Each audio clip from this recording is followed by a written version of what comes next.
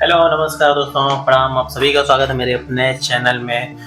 दोस्तों, हम बात करने वाले हैं बीजेपी पार्टी की। देखिए, समय परिवर्तन कैसे चीज़ों को बदल देता है। एक टाइम था जब लोग कहते थे कि पता नहीं बीजेपी की वापसी होगी भी कि नहीं होगी, क्योंकि और पार्टियों का वर्चस्व था।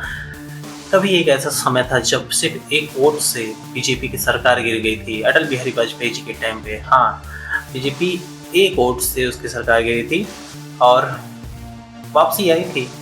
उन्हीं के नेतृत्व में, अटल बिहारी वाजपेयी जी के ही नेतृत्व में जबरदस्त फिर वापसी भी किए थे।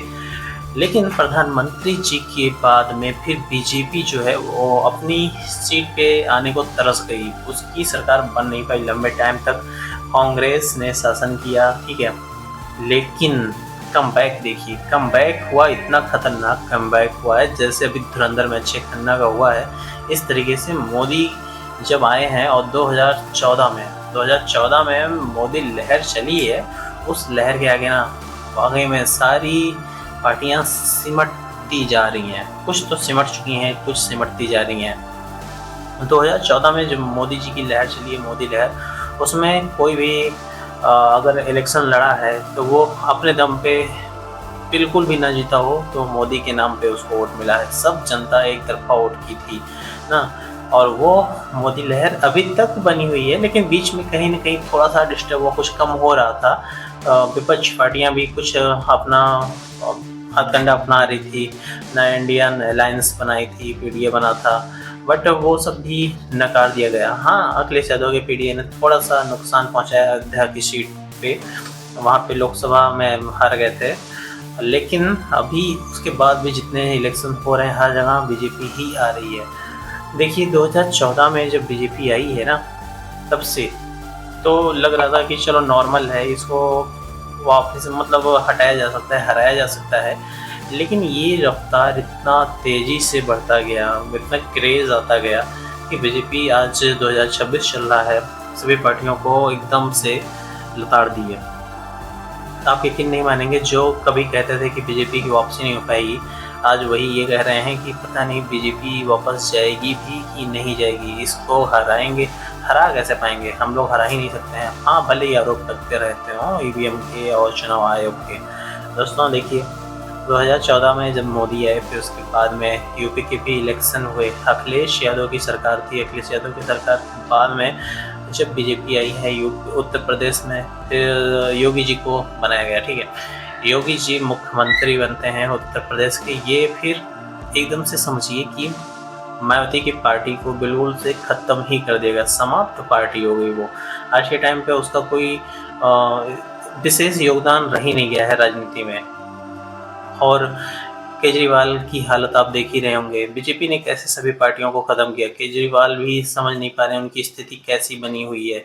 राहुल गांधी, कांग्रेस कभी जो देश पे राज करती थी, शासन करती थी, आज बिल्कुल पतन की ओर है। गिने चुने राज्यों में एक आध दो जगह पे इनकी सरकार है, सभी राज्यों से इनकी सरकार जा चुकी है। कांग्रेस एकदम अपनी छोर पे पहुंच रही है, ख़त्म होने की स्थिति पे। बिहार की हालत देखिए, बिहार में जो लालू शासन करते थे, आज उनका साम्राज्य ढह गया है। वहाँ पे उनके दो बेटे खुद ही नहीं डिसाइड कर पा रहे हैं कि हम दोनों में लड़े कौन। वो अपनी अलग अलग पार्टियों में कोशिश कर रहे हैं, बेमतलब की कोशिश कर रहे हैं। उत्तर प्रदेश में मुलायम का दौर रहा, उसके बाद अखिलेश यादव आ ही गए थे। योगी का टाइम अखिलेश यादव से मैच होता है, तो अखिलेश यादव की भी कहीं ना कहीं कमर जो है तोड़ चुके हैं। वो इनके जो वोट लाने वाले लोग थे, जो बड़े बड़े थे, दबंग टाइप के थे, अतीक हो गए, अहमद हो गए।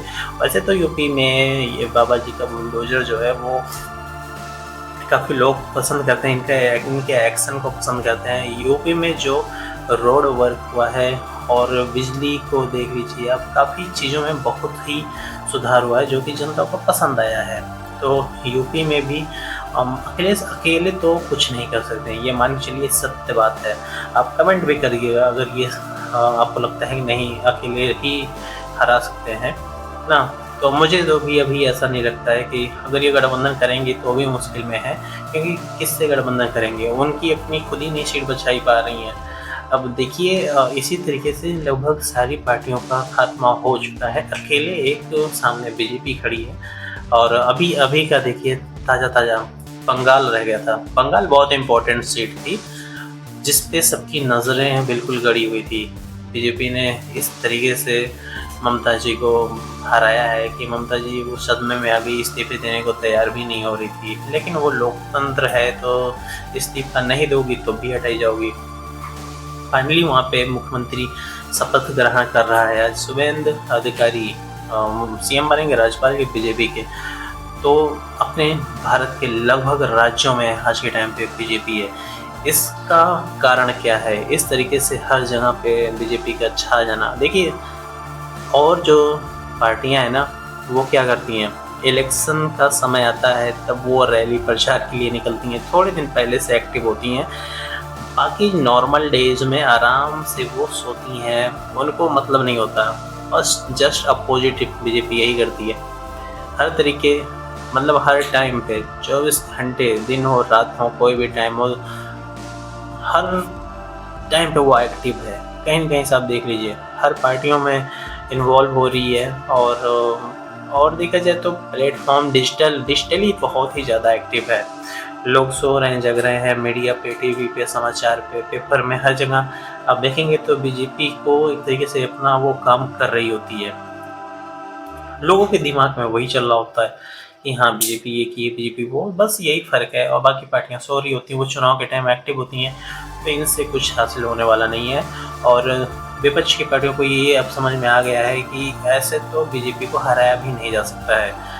अब वो उसको हराने के लिए रणनीति बदलनी होगी। वो टाइम नहीं रहा है कि रैली में आके और उसके सरकार के खिलाफ बोल देने से आप सरकार में आ जाओगे, तो ऐसा नहीं है। कई इलेक्शंस में सब देख चुके हैं, कई राज्यों में सब अपना चुके हैं, हर जगह हार मिली है और इसके अलावा कुछ नहीं मिलता है। विपक्ष को वाकई में ज़रूरत है एक अच्छे राजनीतिक सलाहकार की, जो सही चीज़ों को सही टाइम पे भाप सके और उस हिसाब से अपना नैरेटिव सेट कर सके जनता के बीच में, तभी कुछ होने वाला है। बाकी आप सभी बता सकते हैं कि क्या मैं सही कह रहा हूँ या गलत।